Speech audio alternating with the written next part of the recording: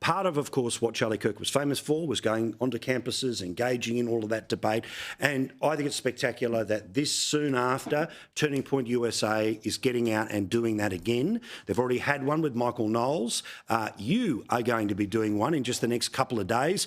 Security, obviously tighter, indoors, screening, all the rest of it. But how important is it for you to be one of the first cabs off the rank to do what he did with those young people? I mean, it's a no-brainer as far as I'm concerned. I was supposed to be doing this event with Charlie. I'd already committed, months ago to going here with Charlie. We were going to do this together. So, I mean, I owe it to him to show up, and I will show up. And, it's not the case that my husband had no concerns. I'll say that, he definitely was like, what exactly is going to be done? What are the safety precautions that are being taken and so on? But I feel comfortable with Turning Point now. They've definitely ratcheted it up, and it is indoors, which is much easier to secure. And, we've had a lifetime of these events being secure. It's only 2 weeks ago that we saw, wow, okay, it's a different story, not counting Butler, where we saw it in full Technicolor. So I think, unfortunately, we've learned these lessons repeatedly, and we've learned them the hard way. But these outdoor spaces are very hard to secure. Like what I'm seeing in the wake of Charlie's death, which is yet another gift he's given us, is people, especially on the right, who have been afraid to say, I'm on the right. And you have to think in particular of young people, because on college campuses, they think they're surrounded with 95% leftists and that they'll be otherized, they'll be ostracized if they say, I'm actually a conservative, are finding the nerve to say, I'm not with you. I totally disagree with you on all of these dicey fundamental issues. I'm with Charlie. They use the term at Charlie's memorial service, one of the speakers, Charlie's Army. And I really love that. Charlie's Army is out there in full force with their words. That's their weapon. And they're no longer afraid to use it. To me, it's such a thing of beauty. And it's such a perfectly fitting way to honor Charlie. It's that plus the renewal of faith. He would be so proud. Now, let's get to other stuff. Kamala Harris has got a book out. Yawn. People who've read it said, look, this doesn't make any sense, in that obviously she accepts no responsibility for her own lack of action, stupidity, word salads, all the rest of it. Maybe it's a cookbook because there's as many word salads in this as we have seen on TV. Maybe that's the angle she's going for. But she sat down last night with Rachel Maddow for a very, very soft handhold through basically. So tell me the stuff we pre-agreed on. I'm not going to push you on anything, and even kind of let her get away with this stupidity that America's not ready for a gay vice president. And, of course, Rachel Maddow, a gay woman herself. No one's going to buy this unless the Democratic Party backs up a truck and buys 100,000 copies. But what about the sales pitch of Kamala? It reminds us of the president that thankfully never was. Whoa, whoa, whoa, with the negativity around this book, Paul. This is like, slow your roll. We love this book.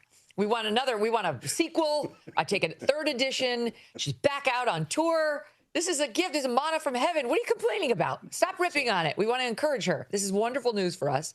We get to see her out in action again and listen to all of her profundities.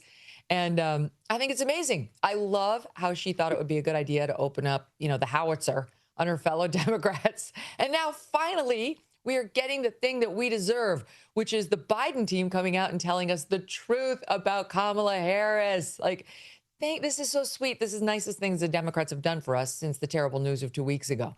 So she decided for some reason now would be the time, instead of when she was actually running for president, to say all the ways in which she disagreed with Joe Biden, or all the bad things she thought about the Biden team. Great. Okay. I'm here for it, sister. Go. I believe every word, by the way. So it's really been super fun to watch the circular firing squad amongst the Dems.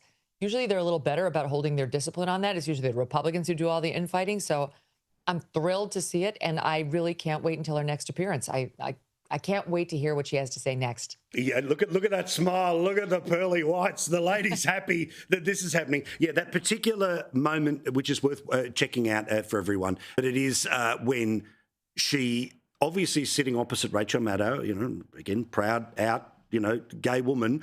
And she said, no, I never said that. No, that's not what I said. That he couldn't be on the ticket because he is gay. My point, as I write in the book, is that I was clear that in 107 days, in one of the most hotly contested elections for President of the United States, against someone like Donald Trump who knows no floor,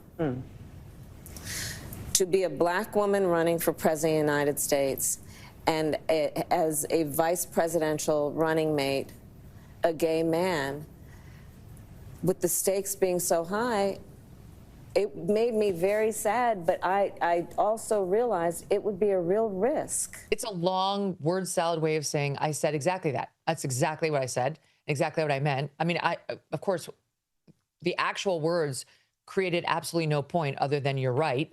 But in classic Kamala way, she had to throw 200 words at you're right, because what she wanted to communicate was you're wrong. But she's not adept enough to actually do that dance like most skilled politicians who make it to the vice presidency. I mean, can you imagine like J.D. Vance on the hot coals about something fiery he had said in a book? He would be fine. He would handle it so deftly, you'd be impressed, even if you weren't his fan, on how he got through it. She's exactly the opposite, which is why she's so fun. We love you, Megyn. We look forward to seeing what's going to happen at the college campus, about how you're going to engage with it all. We'll make sure we play some highlights here. In the meantime, make sure you check out the Megyn Kelly Show live, which is in the early hours of the morning here in Australia, but otherwise you can get it on podcast, YouTube, or, of course, SiriusXM. We love you, mate. All the best. Great to see you, Paul. See you next week.